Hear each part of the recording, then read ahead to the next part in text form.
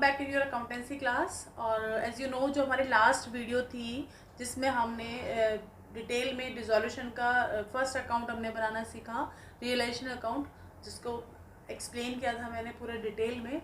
अब हम पूरा एक न्यूमेरिकल सॉल्व करते हैं इस सिचुएशन पर। तो मैं आपकी बुक का क्वेश्चन नंबर 13 यानी कि डिसोल्यूशन ऑफ पार्टनरशिप का जो क्वेश्चन है उसका मैं 13 जो क्वेश्चन नंबर वो ले रही हूँ मैं। ठीक है, तो क्वेश्चन आपके पास है ही। क्वेश्चन में हमारे पास बैलेंस शीट गिवन है, ओके, और नीचे एडजस्टमेंट गिवन है। मैं अभी एडजस्टमेंट को देख ही नहीं रही हूँ, मैं सबसे पहले किसको देख रही हूँ, बैलेंस शीट को।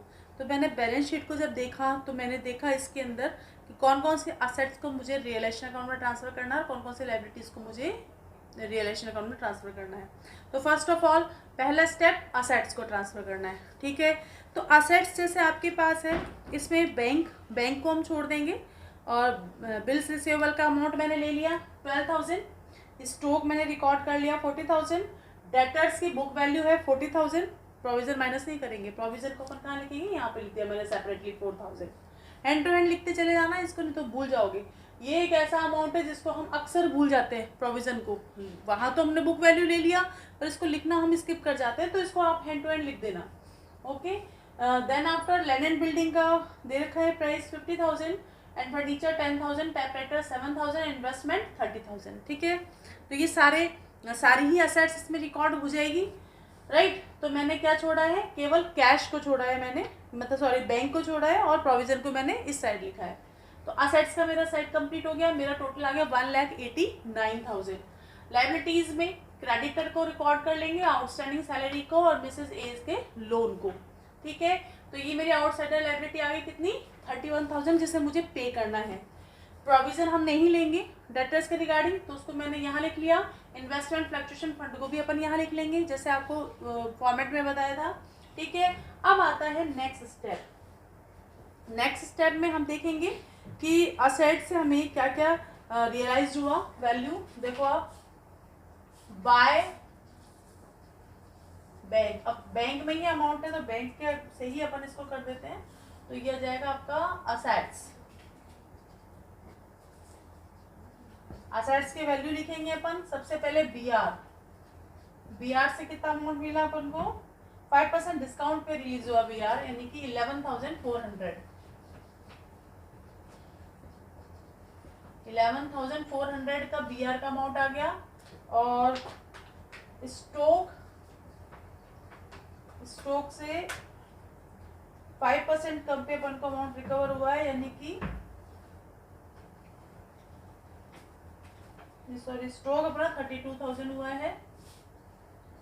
एंड डेटर ऑल गुड, तो डेटर का पूरा अमाउंट लिख लो 40,000। And land and building 40% higher, तो 50,000 दे रखा है अपना, तो इसका 40% हायर यानी 70,000। देन आफ्टर इसके बाद बोल रहा है furniture was sold for 6,000 by auction and auctioneers commission amounted to 300, यानी कि ऑक्शन पे सेल हुआ हमारा फर्नीचर 6,000 का, जिसमें हमने कमीशन पे किया, यानी कि नेट जो वैल्यू आई वो कितनी आएगी, 5,700। तो फर्नीचर को आप रिकॉर्ड कर लो 5,700 पर। Then after investment were sold in the open market at a price 25,000 for which a commission of 2% was paid to the broker. तो यहाँ पर भी कमीशन को माइनस कर देंगे, तो आपका जो इन्वेस्टमेंट है उसकी वैल्यू आएगी नेट आपकी 24,500। ओके, तो ये सारी एसेट्स हमारी जो सेल हो गई थी, ये सारी एसेट्स हमने रिकॉर्ड कर दी यहाँ पर। ओके,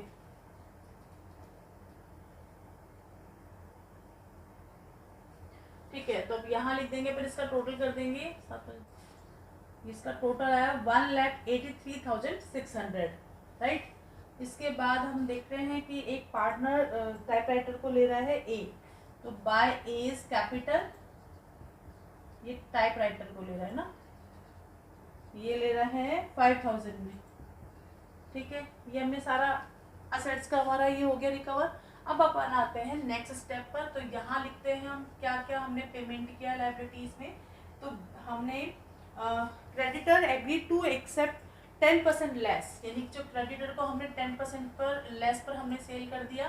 तो क्रेडिटर थे हमारे 30,000 का और हमने 10% लेस यानी कि 27,000 पे हमने इसको रिलीज कर दिया, इसको पेमेंट कर दिया हमने। देन आफ्टर आउटस्टैंडिंग सैलरी के रिगार्डिंग नहीं लिखा तो उसको हमें पे करना होगा।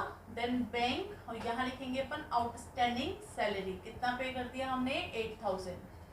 ओके, ऐसे ही मिसेस ए का लोन हम पे कर देंगे, वो है अपना 20,000 का। ओके, देन आफ्टर आप नीचे आओ, इसमें ये बोल रहे हैं the firm retains their employees 3 months before the dissolution the firm and the firm had to pay 25,000 as compensation, यानी अपने एम्प्लॉइज को ये पेमेंट कर रहा है। तो यहाँ लिख लो आप एम्प्लॉइज, फॉर एम्प्लॉइज ये कितना पेमेंट कर रहा है 25,000। ठीक है, तो हमने सारी जितनी भी इसकी असेट्स थी वो हमने जो रिकवर हुआ वो हमने वैल्यूज लिख ली यहाँ पर, और जो भी हमारी लायबिलिटीज आउटसाइडर पे करनी थी, देखो तीनों पे करनी थी, तीनों हमने लिख लिया है यहाँ पर, है ना, यानी क्रेडिटर का भी लिख दिया, इसका भी लिख दिया और इसका भी लिख दिया। ठीक है, आ गया सारा। एक एक्स्ट्रा लायबिलिटी थी वो भी हमने लिख दिया, यानी रिकॉर्ड और अनरिकॉर्ड जो भी लायबिलिटी है इसको लिखेंगे। ऐसे रिकॉर्ड और अनरिकॉर्ड जो भी असेट्स होती है यदि वो बिकती है उससे वैल्यू आती है तो वो अपन लिखेंगे। ठीक है, बस अनरिकॉर्ड असेट्स यहाँ नहीं आएगी, अनरिकॉर्ड लायबिलिटीज यहाँ नहीं आएगी, लेकिन पैसा रिकवर हो रहा है या पे कर रहे हैं तो वो मेंशन होगा इसमें। ठीक है, इसके बाद कोई रियलाइजेशन एक्सपेंसेस तो दे ही नहीं रखा, तो अब अपन इसका टोटल लगा लेते हैं। राइट, तो हम टोटल लगाते हैं इसका।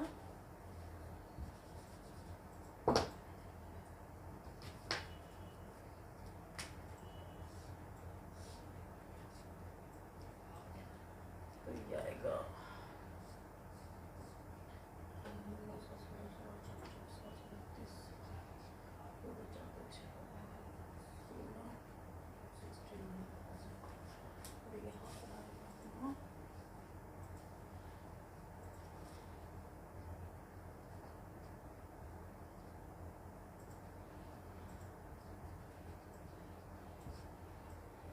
ओके यहाँ पे एक टोटिंग में थोड़ी सी मिस्टेक हो गई थी, 58,000 आएगा यहाँ पर।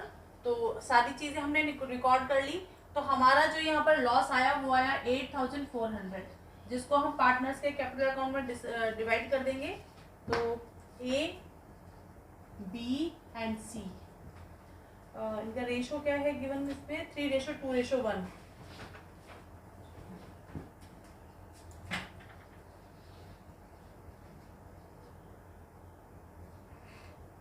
ठीक है, ये हमने सारा इसका डिवाइड कर दिया 269,000। ठीक है, ये हमारा रिलेशन अकाउंट बन गया। इसके बाद हम बनाएंगे पार्टनर का कोई लोन है नहीं तो अपन किसका बनाएंगे, पार्टनर कैपिटल अकाउंट बनाएंगे, सीधा सीधा पार्टनर कैपिटल अकाउंट। फॉर्मेट बना लेते हैं इसका पहले अपन।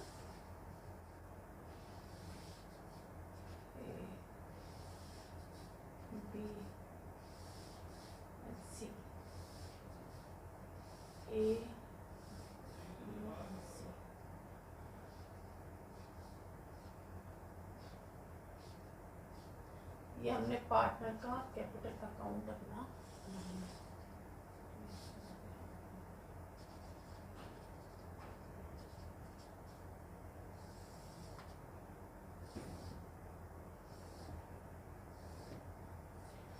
ओके स्टूडेंट्स, अब पार्टनर्स कैपिटल अकाउंट अपना बन गया है। पार्टनर्स कैपिटल अकाउंट के अंदर फिगर्स अपन ट्रांसफर करते हैं। लाइक पहले सबसे बैलेंस बीडी पार्टनर्स का बैलेंस देख लेते हैं कैपिटल का, 60,000, 40,000 एंड 20,000।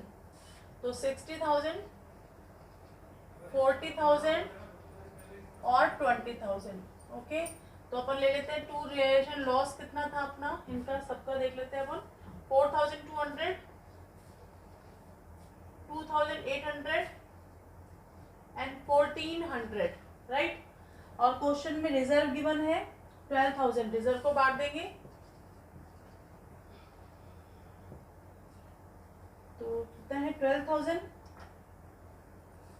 2000, 4000 and 6000, right. इसके अलावा ए ने टाइपराइटर लिया था तो 2 रियलाइजेशन अकाउंट, और ए के अकाउंट में आ जाएगा ये 5000 का अमाउंट, राइट। और कहीं कोई पार्टनर ने कुछ लिया नहीं, बस यही अमाउंट्स आएंगी। बाकी का जो अमाउंट है वो इनका अपन कैश में पेमेंट कर देंगे और किसी का कुछ लेना देना है नहीं इसके अंदर। तो ये आ जाएगा 66,000, 44,000 एंड 22,000, राइट। बैलेंस क्या मतलब इनको फाइनल पेमेंट ही करना है अपन को। बैंक यहाँ पर अब अपन को बैलेंस ना लिखकर लिखेंगे बैंक अकाउंट, और ये क्या है फाइनल पेमेंट। तो ये अपना टोटल लिख लेते हैं पहले इसका 66,000, 44,000 एंड 22,000। तो ये हो जाएगा 19,000 तो इसका आएगा, और इसका आएगा सॉरी इसका आएगा 9,200 माइनस कर देते हैं इसमें, तो 800, 56,800 तो एक का आएगा, राइट। एंड 44,000 है तो इसमें से 200 और 41,200 बी का आएगा, और इसका आएगा 20,600 इसका आएगा, राइट। ये इनका फाइनल पेमेंट होगा। अब अपन बैंक अकाउंट बना लेते हैं। तो सबसे पहले टू बैलेंस बीडी, देखो कितना बैलेंस दे रखा है बैंक का अपना 15,000 का बैलेंस गिवन है, ठीक है। ये तो अपन यहाँ से रिकॉर्ड कर लेंगे। और एक काम आप ऐसे भी कर सकते हो कि तीनों अकाउंट को एक साथ बनाओ और हाथों हाथ उसके ट्रांजेक्शन्स को भी आप शिफ्ट करते चले जाओ। अगले अपन क्वेश्चन में ऐसे ही करेंगे, है ना। तो 15,000 का अपन ने बैलेंस रिकॉर्ड कर लिया यहाँ पर। अब देखते हैं कि क्या क्या असेट, जाहिर सी बात है जो ये रिसीविंग साइड है, ये पेमेंट साइड है, तो जो जो अपन को रिकवर हुआ कैश में उसको लिख लेंगे पहले।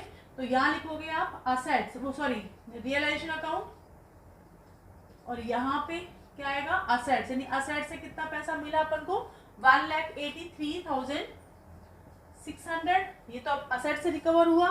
देन आफ्टर बाय साइड में आ जाओ, तो हमने पेमेंट किया, ये सारा रियलाइजेशन अकाउंट ही आएगा यहाँ पर। क्रेडिटर को पे करा अपन ने कितना 27,000, और फिर अगेन फिर हमने क्या पे किया है आउटस्टैंडिंग सैलरी, ये कितना है 8,000, और 20,000 का हमने लोन पे किया है, एज लोन है ना, मिसेज एज लोन सॉरी। तो ये कितना था 20,000, और एक अनरिकॉर्ड असेट्स अपन ने पे की है, सॉरी अनरिकॉर्ड लाइबिलिटीज हमने पे की है एक, तो ये कितना है 25,000। इसके बाद इनका फाइनल पेमेंट है। तो जो फाइनल पेमेंट है वो है एक A's capital, B's capital and C's capital, ठीक है। इनका अमाउंट अपन लिख देते हैं।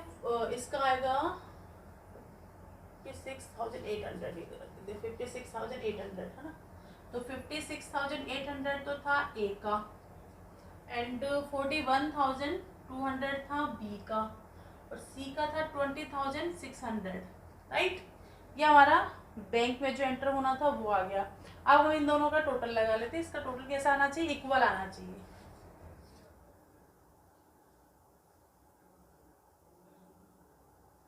$600 एंड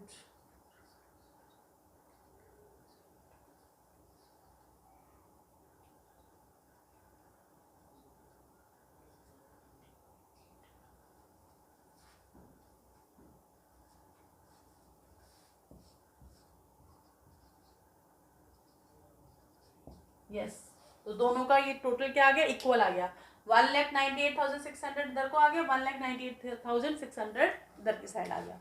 तो अब ये हमारा टोटल इक्वल आ गया, यानी कि हमारे पास उतना ही कैश अवेलेबल था जितने से हम जो इनका फाइनल पेमेंट है वो हो गया, और जो भी हमारे अदर लायबिलिटीज है वो भी मेट आउट हो गई। और यहाँ हमारा अब कुछ भी बैलेंस बैंक में नहीं बचा, बचना भी नहीं चाहिए, क्योंकि आगे हम इसे लेके नहीं जाना। तो जो बचा इन्होंने आपस में बांट लिया, ठीक है। तो ये 3 अकाउंट आपको बनाने हैं। मेन लोन अकाउंट होगा तो अपन बनाएंगे, तो अपन देखते हैं नेक्स्ट जो क्वेश्चन लेंगे उस क्वेश्चन में अपन लोन अकाउंट को भी समझ लेंगे। तो तो फर्स्ट ऑफ ऑल आपको रियलाइजेशन अकाउंट बनाना है। आप इसको ऐसे भी कर सकते हो कि आप तीनों अकाउंट एक साथ ऑपरेट कर लें और ट्रांजेक्शन्स को जो इसमें आना है वो तो इसमें आएगा ही आएगा, जो इनसे रिलेटेड है उनको आप यहाँ पर ट्रांसफर करते चले जाए। एक बात। दूसरी बात, आप ये चीज़ ध्यान रखना कि जो बैलेंस शीट में चीज़ें मेंशन है वो या तो रियलाइजेशन अकाउंट में आएगी, या फिर पार्टनर कैपिटल अकाउंट में आएगी, या बैंक अकाउंट में आएगी, या फिर हम फोर्थ जो पार्टनर लोन अकाउंट बनाते हैं उसके अंदर आएगी। समझिए दोबारा, बैलेंस शीट में जो मेंशन है वो केवल एक जगह आएगी, या तो रियलाइजेशन अकाउंट में, या पार्टनर्स कैपिटल अकाउंट में, या पार्टनर्स लोन अकाउंट में, या फिर बैंक और कैश अकाउंट में। समझ में आ गया। लेकिन यदि जो नीचे क्वेश्चन में जो एडजस्टमेंट गिवन होते हैं वो एडजस्टमेंट दो जगह आएगा, उसका एडजस्टमेंट कहाँ होगा, दो जगह वो रिकॉर्ड होगी। ठीक है। अब जैसे कि हमने जैसे कि ये 25,000 का ये अमाउंट पे किया, मतलब ये तो हमने एक बार रिकॉर्ड किया, लेकिन जैसे हमारे जो नीचे एडजस्टमेंट थे कि हमने किसको क्या पे किया वो यहाँ आया और यहाँ आया। सेम असेट्स को हमने कितने में बेचा वो यहाँ आया और यहाँ आया। तो यानी कि ऑटोमेटिकली वो ट्रांजेक्शन कहाँ रिकॉर्ड होंगे, दो जगह रिकॉर्ड होंगे। तो आप ये बात ध्यान रखना कि कोई एडजस्टमेंट यदि एक जगह आ रहा है तो वो दूसरी जगह भी आएगा, लेकिन बैलेंस शीट की जो अमाउंट है वो सारी कहाँ आएगी, एक आएगी। जैसे कि रिजर्व, इस क्वेश्चन का जो रिजर्व था वो हमने यहाँ नहीं लिखा, लेकिन वो रिजर्व कहाँ पे हुआ, यहाँ पे हुआ। ठीक है। लेकिन अब जैसे कि ए ने टाइपराइटर लिया, उसको हमने यहाँ रिकॉर्ड करा, एडजस्टमेंट में था, और उसके बाद वो कहाँ पर आया, इसमें भी आ गया 5,000, यहाँ पर इसने टाइपराइटर लिया है, इसको अपन लिख लेते हैं। ठीक है। तो टाइपराइटर इसने लिया तो वो यहाँ पर भी रिकॉर्ड होगा। तो आपको ये देखना है कि चीज़ों को कैसे आपको रिकॉर्ड करना है। सारी चीज़ें मैंने आपको स्टेप बाय स्टेप बताई है। आपको मैंने एक एक चीज़ इसके अंदर बताई है कि किस चीज़ को कहाँ लिखना है, कैसे लिखना है, क्यों लिखना है। आपको सारी चीज़ों को बहुत अच्छे से याद करना है, बहुत अच्छे से लिखना है। पॉज करके आप क्वेश्चन को नोट करें और एक एक चीज़ को समझ के नोट करेंगे आप, है ना, और समझेंगे कि ये चीज़ यहाँ आई है तो क्यों आई है, दो जगह आ रही है तो क्यों आ रही है, एक जगह कोई चीज़ आ रही है तो क्यों आ रही है। ये सारे कंसेप्ट अपने क्लियर होने चाहिए बिल्कुल, तब तो हम कर पाएंगे, अदरवाइज नहीं कर पाएंगे। राइट। अब इसके बाद में जो नेक्स्ट क्वेश्चन लूंगी वो क्वेश्चन ऐसा लूंगी जिसमें हम लोन अकाउंट, पार्टनर का लोन अकाउंट भी होगा। ठीक है। तो ठीक है, ओके। अपन तो अभी के लिए इतना ही। See you then next video. Okay.